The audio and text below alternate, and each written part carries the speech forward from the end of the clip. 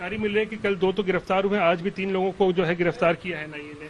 कुछ लोगों को डिटेन किया गया है, कुछ लोगों को गिरफ्तार भी किया गया है, तहकीकात चल रही है। पीएफआई का ये कहना है कि उनको बदनाम करने की इस तरीके की साजिश है, मतलब है इस तरीके का मामला जो उनको बदनाम किया जा रहा है। जो हमारे पास रिकवर्ड हुआ है इंडिया विजन 2047, ये सिर्फ हमारे यहाँ नहीं, तेलंगाना पुलिस के एसपी इंड से मेरी बात हुई है अभी, तो उनके यहाँ भी आज से 2 महीने पहले इसी तरह का डॉक्यूमेंट्स रिकवर्ड हुआ था, वहां केस भी हुआ था। और इसमें जिस बात की शंका है, जिस बात की तरफ इशारा किया गया है, इस्लामिक कंट्री बनाने की बात है 47 तक। यस, यही विजन 2047 में उनके शब्दों में लिखा हुआ है। तो क्या उनका इरादा क्या था, मंशा क्या है उस डॉक्यूमेंट के हिसाब से? अब डॉक्यूमेंट्स तो चूंकि पब्लिक डॉक्यूमेंट नहीं है, उनके इनर सर्कुलेशन में है, लेकिन जो डॉक्यूमेंट्स है उस डॉक्यूमेंट का जो मिजाज है, जो स्टाइल है, इट्स नॉट गुड। फंडिंग कहां से हो रही थी, कुछ जानकारी आप लोगों को मिली है? कौन कौन से देशों से फंडिंग हो रही थी इन लोगों की? अभी हम लोगों ने 2 दिन ही इन्वेस्टिगेट किया है, तो हम लोगों को बहुत सारे फंडिंग ट्रेल्स तो पता चले हैं, लेकिन उसको हम लोग उसके सोर्स पॉइंट तक जाने में थोड़ा वक्त लगेगा। पाकिस्तान, बांग्लादेश, तुर्की का जिक्र आ रहा है।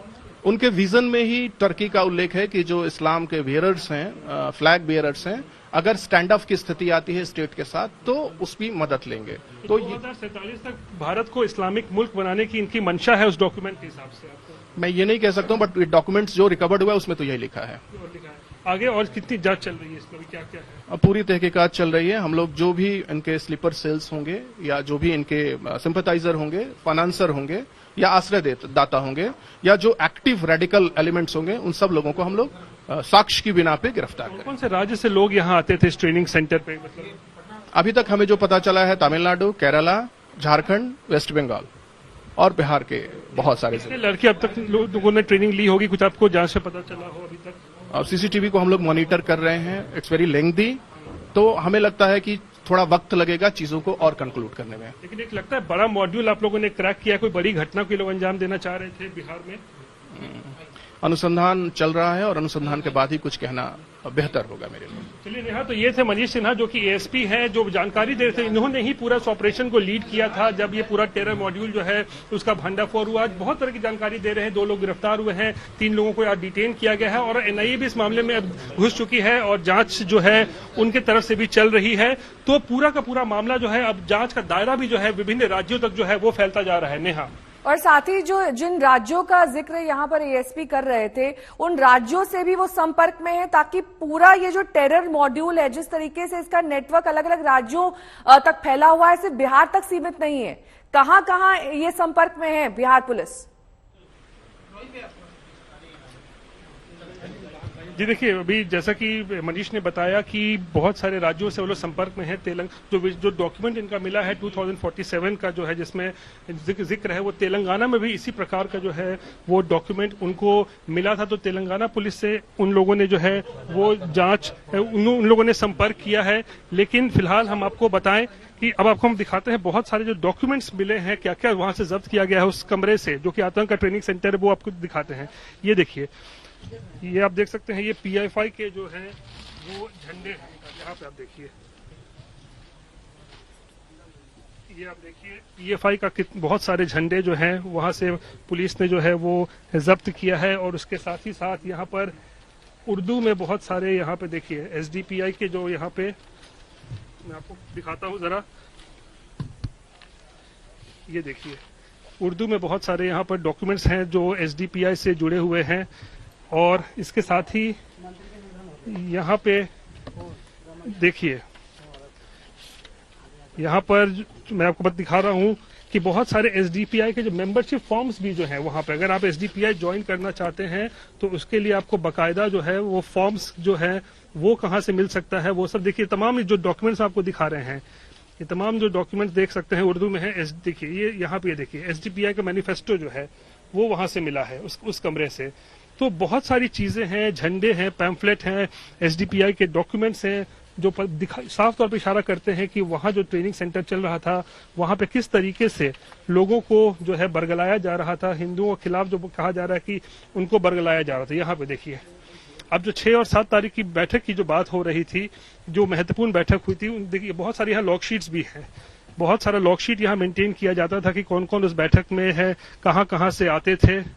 ये सब जो है इसमें जो है वो जिक्र किया गया है। और यहाँ पे देख लीजिए एसडीपीआई से जुड़े जो दस्तावेज हैं। तो बहुत सारी चीजें जो हैं पुलिस को यहाँ पर मिली हैं, लेकिन सबसे जो महत्वपूर्ण हम आपको दिखा रहे थे वो देखिए पीएफआई का झंडा जो है, ये आप देख लीजिए, ये हम एक्सक्लूसिव तस्वीरें आपको दिखा रहे हैं।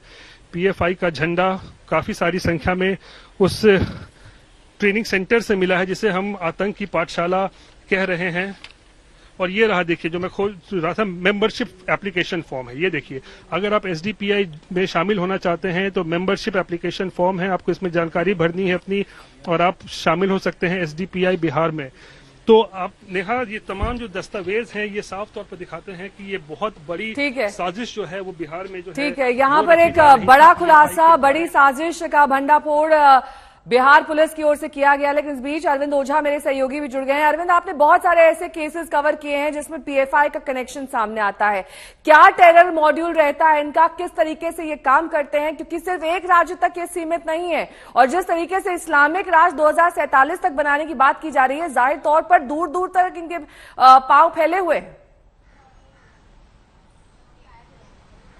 जी बिल्कुल। और नेहा, आपने एक सवाल पूछा था रोहित से कि कहाँ किस किस स्टेट में, तो मैं आपको बताऊं, दरअसल बिहार पुलिस को यह जानकारी इंटेलिजेंस ब्यूरो की दिल्ली की टीम ने दी थी और जिसके बाद जो बिहार पुलिस है वो एक्टिव हुई है, वो मौके पर पहुंची है, हिरासत में लिया गया है। जो आईबी की टीम ने इनपुट दिया था उसको कॉर्पोरेट किया गया, उसके बाद ये गिरफ्तारी हुई है। ये जो डॉक्यूमेंट्स है, ये डॉक्यूमेंट्स तेलंगाना पुलिस ने भी पहले पिछले दिनों जब मॉड्यूल बस्ट किया था तो उनके पास ये डॉक्यूमेंट्स रिकवर हुआ था। साथ ही साथ उत्तर प्रदेश के बस्ती में भी ये सेम मॉड्यूल जब बस्ट किया गया था इस तरीके का, तो उनके पास से ये डॉक्यूमेंट्स रिकवर किया गया था। दरअसल ये डॉक्यूमेंट्स जो इस तरह के मॉड्यूल्स होते हैं वो उन लोगों के बीच सर्कुलेट करते हैं जिसके जरिए मकसद होता है कि रेडिकलाइज करने का किसी भी शख्स को। तो रेडिकलाइजेशन के लिए ये जो 2047 तक इस्लामिक स्टेट बनाना है भारत को, ये दरअसल एक टूल्स होता है जिसके जरिए रेडिकलाइजेशन का काम किया जाता है। लेकिन ये मॉड्यूल और बड़ा हो सकता है और जैसा खुद